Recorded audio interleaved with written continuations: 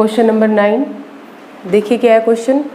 Find the coordinate, coordinate निकालने मतलब x Y की वैल्यू निकालनी है ऑफ द पॉइंट्स होंगे उनके कोऑर्डिनेट्स निकालने हमें, which divide the line segment joining A and B into 4 equal parts.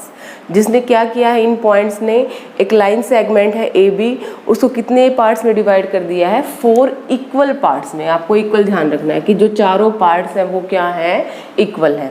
तो ले लीजिए सबसे पहले एक लाइन सेगमेंट, उसके लिए इन्होंने 2 पॉइंट दिए, ए पॉइंट और ये हमारे पास दूसरा पॉइंट है बी पॉइंट। ये लाइन सेगमेंट है हमारी। ये इन्होंने बोला है कि जो ए और बी पॉइंट है, थोड़ा लंबा कर लेते हैं क्योंकि इसमें हमें 4 इक्वल पार्ट्स बनाने हैं। ये हो गया हमारे पास बी। इन्होंने बोला है कि जो ए बी लाइन सेगमेंट है, सबसे पहले ए और बी के कोऑर्डिनेट्स लिख लो, -2 2 2,8 लिख लिया हमने, ठीक है।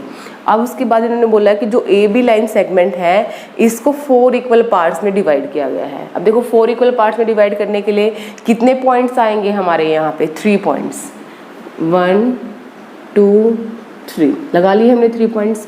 तो यहाँ से यहाँ तक, यहाँ से यहाँ तक देखिए 1 2 3 और 4, थोड़ा और लंबा कर लीजिए इसको। कितने पार्ट्स हो गए हमारे पास, 4 पार्ट्स। और ये चारों पार्ट्स क्या हैं, आपस में इक्वल है। तो इसको मान लीजिए ये C है, ये D है, ये पॉइंट E है। ये part AC CD DE EB ये आपस में क्या है, इक्वल है। इन्होंने बोला 4 इक्वल पार्ट्स। तो कितने पॉइंट्स ड्रॉ किए हमने, 1 2 3 पॉइंट्स ड्रॉ किए हैं। अब देखिए हमें क्या निकालना है, जो C पॉइंट है इसका हमें XY निकालना है, D पॉइंट का XY निकालना है और जो E पॉइंट है इसके भी हमें X और Y की वैल्यू निकालनी है। तो अब देखिए मैं इस लाइन सेगमेंट को कुछ इस तरह से लिख रही हूँ, ये A है, ये B है। ये पूरी लाइन सेगमेंट हमारे पास जो ए बी है ये ए बी है। ये इसका क्या है, सेंट्रल पॉइंट है डी पॉइंट। ये यहाँ से यहाँ तक ये क्या होंगे, इक्वल होंगे। सेंट्रल पॉइंट होगा डी पॉइंट। तो डी पॉइंट का मैं एक्स और वाई कोऑर्डिनेट की वैल्यू यहाँ पे फाइंड आउट कर रही हूँ। ए मुझे पता है कितना है, -2,2 और बी मुझे पता है कितना है, 2,8। जैसे कि आप जानते हो अगर ये डिस्टेंस और ये डिस्टेंस जो रेशो है ये अगर इक्वल हो तो हमारे पास क्या होगा, हम जो बीच वाला पॉइंट है, जो मिड पॉइंट है, उसको कैसे फाइंड आउट करते हैं, x1 + x2 divide by 2, y1 + y2 divide by 2। तो हम डी पॉइंट का क्या निकाल रहे हैं यहाँ पे, x कोऑर्डिनेट किसके इक्वल होगा, x1 + x2 डिवाइड बाई 2। और जो डी पॉइंट का जो y कोऑर्डिनेट है वो किसके इक्वल होगा, y1 + y2 डिवाइड बाई 2। हमने m1 m2 वाला फॉर्मूला यहाँ पे क्यों यूज़ नहीं किया, क्योंकि एग्जैक्टली सेंट्रल पॉइंट है, ये बीच में होगा। ये पॉइंट a से भी इतनी दूर होगा और b से भी इतनी ही डिस्टेंस पे होगा, क्योंकि इसको जोड़ेंगे और इसको जोड़ेंगे तो ये डिस्टेंस और ये डिस्टेंस आपस में क्या है, इक्वल है। तो रख दीजिए x1 और x2 की वैल्यू। x1 कितना है हमारे पास, -2 प्लस x2 कितना है, 2 डिवाइड बाई 2। -2 + 2 कितना आ जाएगा हमारे पास, 0/2 क्या हो जाएगा, 0। y1 की वैल्यू कितनी है, 2 है। y2 की वैल्यू कितनी है, 8 है, डिवाइड बाई 2। तो ये आ गया 10/2 5। तो हमने जो x और y की वैल्यू यहाँ पे निकालनी थी ये कितनी आ गई है, 0,5 लिख सकते हैं हम, 0,5। तो डी कोऑर्डिनेट आ गया हमारे पास 0,5। अब उसके बाद हमें सी कोऑर्डिनेट निकालना है और ई कोऑर्डिनेट निकालना है। अब देखिए जो ए और डी हमारे पास जो लाइन सेगमेंट है, यहाँ पे जो सी है ये क्या है, इसका मिड पॉइंट है। तो इसी तरह से हम इस सी पॉइंट को निकाल सकते हैं। देखिए कैसे निकलेगा हमारा सी पॉइंट, दोबारा से लाइन सेगमेंट ड्रॉ कर लीजिए। अभी हम किसके बीच का पॉइंट निकालेंगे, ए ये पॉइंट हो गया हमारे पास, डी ये पॉइंट हो गया और सी क्या है, इसका एग्जैक्टली सेंट्रल पॉइंट है। तो ए के कोऑर्डिनेट हमें पता है कितना है, -2,2 और डी के कोऑर्डिनेट अभी अभी फाइंड आउट किए हमने 0,5। तो निकाल लीजिए सी कोऑर्डिनेट निकालने हमें सी पॉइंट के। तो सी पॉइंट का एक्स किसके इक्वल होगा, x1 + x2 divide by 2। C point का जो y कोऑर्डिनेट है वो किसके इक्वल होगा, y1 + y2 divide by 2। Values put कर दीजिए। x1 कितना है, -2, x2 कितना है, 0 डिवाइड बाई 2, -2/2 कैंसिल होके कितना आ गया है, -1। y कोऑर्डिनेट निकालिए, 2 +5, y1 कितना है 2 और y2 कितना है 5 डिवाइड बाई 2, तो ये हो गया 7/2। तो हमने निकाल दिया यहाँ पे c कोऑर्डिनेट के x और y। तो कितना आया हमारे पास, x आया है -1 और जो y आया है वो कितना आया है 7/2। ये निकालना था हमें। एक और बचा हमें जो निकालना है वो है ई कोऑर्डिनेट निकालने, हमें e के x और y की वैल्यू निकालनी है। तो अब हम ये लाइन सेगमेंट यूज़ करेंगे जिसमें हमारे पास 2 पॉइंट है D और दूसरा पॉइंट क्या है B, और हम जानते हैं कि एग्जैक्टली इक्वल पार्ट्स हैं, तो ये क्या होगा, सेंटर में लाई करेगा E पॉइंट। D के कोऑर्डिनेट हमने फाइंड आउट किए थे, कितने आए थे 0,5, 0,5। B के कोऑर्डिनेट हमें गिवन ही है 2,8। तो निकाल दीजिए इस E के हमें क्या निकालने हैं, x और y की वैल्यू।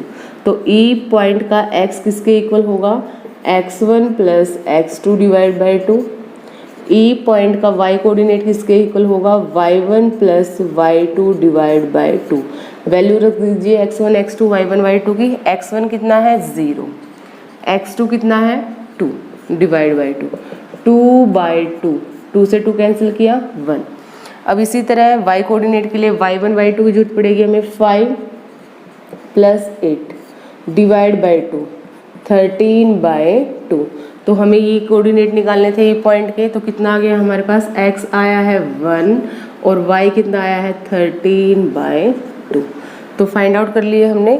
तो देखिए क्या क्या फाइंड आउट किया हमने। एक तो D पॉइंट के ये फाइंड आउट किए थे हमने, ये कितने आ गए हैं 0,5। उसके बाद हमने C पॉइंट फाइंड आउट किया है, C पॉइंट के x और y। तो C पॉइंट के x और y कितने आए थे हमारे पास, -1,7/2। और जो E पॉइंट है इसके x और y की वैल्यू कितनी आई है 1,13/2। तो ये ही निकालने थे हमने, ये फाइंड आउट कर लिए। Question number 10, find the area of rhombus. हमें क्या करना है, रोम्बस का एरिया निकालना है। इफ इट्स वर्टिसेस आर, हमें 4 वर्टिसेस गिवन है रोम्बस की, टेकन इन ऑर्डर, इसी ऑर्डर में लेनी है जिस ऑर्डर में इन्होंने बोला है हमें। हिंट हमें गिवन है इस क्वेश्चन के अंदर, जैसे आपको पता भी होगा कि अगर एरिया ऑफ रोम्बस निकालना होता है तो किसके इक्वल होता है 1/2 into product of its diagonal, क्योंकि रोम्बस के 2 डायगोनल होंगे तो दोनों डायगोनल्स का हमें क्या लेना है, मल्टीप्लिकेशन लेना है, और उसको हमें कितने से डिवाइड करना है, 2 से डिवाइड करना है। तो देखिए रोम्बस के अंदर क्या होता है, सारी की सारी साइड इक्वल होती है। जैसे हमने मान लिया यहाँ पे एक रोम्बस ड्रॉ कर लिया है, ये रोम्बस की जो सारी की सारी साइड्स हैं ये और ये साइड क्या होंगी, एक दूसरे के इक्वल होंगी, चारों साइड्स इक्वल होंगी। और जो इसके, थोड़ा बड़ा ही ड्रॉ कर लेते हैं इसको, ये है हमारे पास रोम्बस। रोम्बस की सारी साइड क्या होती है, इक्वल होती हैं। अब देखिए हम इसको कहाँ से शुरू कर रहे हैं, इस पॉइंट से शुरू कर रहे हैं। 3,0 4,5 -1,4 और -2,-1। ये हमें क्या गिवन है, ये कोऑर्डिनेट्स गिवन है हमने। ये हमें A पॉइंट मान लिया है, ये B पॉइंट, ये C पॉइंट और ये हमारा हो गया D पॉइंट। अब देखिए इसका डायगोनल क्या होगा, CA डायगोनल होगा रोम्बस का और दूसरा डायगोनल क्या होगा DB। तो 2 डायगोनल है। तो इसके लिए हमें इस पूरे रोम्बस का एरिया फाइंड आउट करने के लिए हमें किस चीज़ की जरूरत पड़ेगी, सबसे पहले तो हमें डायगोनल्स निकालने पड़ेंगे कि डायगोनल्स जो हमारा CA है, जो DB है, वो किसके इक्वल है। तो पहले हम फाइंड आउट कर रहे हैं यहाँ पे CA डायगोनल किसके इक्वल होगा। अब देखिए ये हमें डिस्टेंस फाइंड आउट करनी है यहाँ से लेकर यहाँ तक।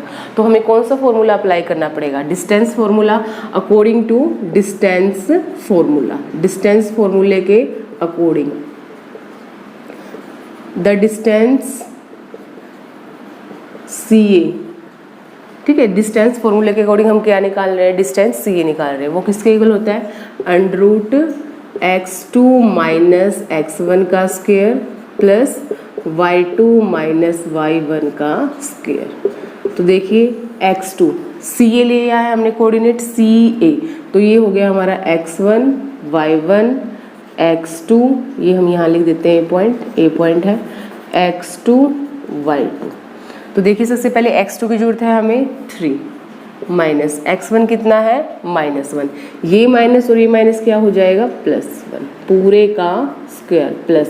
y2 कितना है 0 और y1 कितना है 4, 0 माइनस 4 का स्क्वायर। तो सोल्व कर दीजिए इसको, 3 + 1 4, 4 का स्क्वायर कितना हो गया 16 हो गया। -4 का स्क्वायर लेना है हमें, तो -4 का स्क्वायर भी क्या आ जाएगा 16 आ जाएगा। तो हमारे पास क्या वैल्यू आ गई है, ये √32 क्या है हमारे पास वैल्यू √32। √32 को हम क्या लिख सकते हैं 16 × 2 लिखा जा सकता है। तो √16 किसके इक्वल आ जाएगा 4 के इक्वल, 4√2 ये लिख सकते हैं हम √32 को 4√2। इसी तरह हमें दूसरा डायगोनल निकालना है DB डिस्टेंस फॉर्मूले से ही निकालेंगे इसको हम। डिस्टेंस फॉर्मूला क्या है x2 - x1 का स्क्वायर प्लस y2 - y1 का स्क्वायर। तो वैल्यूज रख दीजिए x2। अब हमें DB लेना है तो x1 हो जाएगा ये y1 ये x2 y2। तो देखिए हमें क्या जरूरत है यहाँ पे x2 कितना है 4 माइनस x1 कितना है -2, तो माइनस माइनस हो जाएगा +2 का स्क्वायर। y2 कितना है हमारे पास 5 माइनस y1 कितना है हमारे पास -1, ये माइनस दोनों क्या हो जाएंगे प्लस पूरे का स्क्वायर। तो इसको सोल्व करेंगे कितना आएगा 4 + 2 ये आ गया आपके पास 6 का स्क्वायर कितना आ गया 36 प्लस 5 + 1 6 का स्क्वायर कितना आ गया आपके पास 36।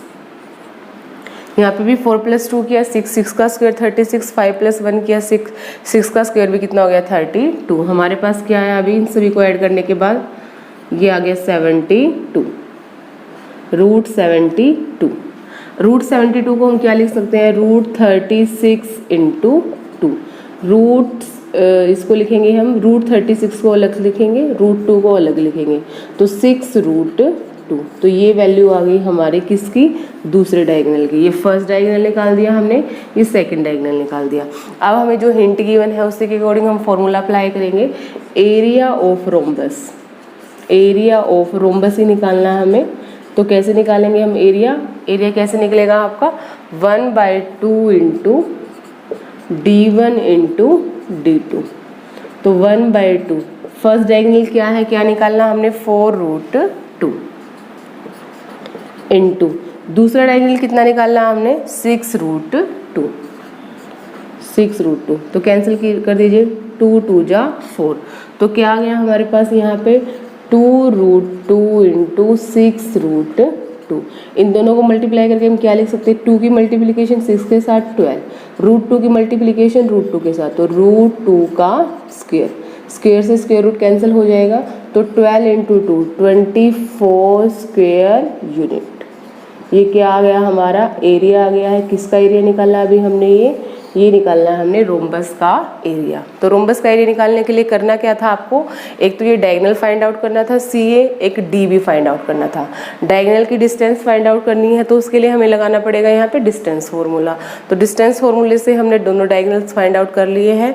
फिर फार्मूले के अकॉर्डिंग हमने डायगोनल्स की वैल्यू को रख के जो कैंसिल हुआ उसको कैंसिल कर दिया और बाकी को हमने क्या करके लिख दिया मल्टीप्लाई करके लिख दिया। ये था लास्ट क्वेश्चन 7.2 एक्सरसाइज का।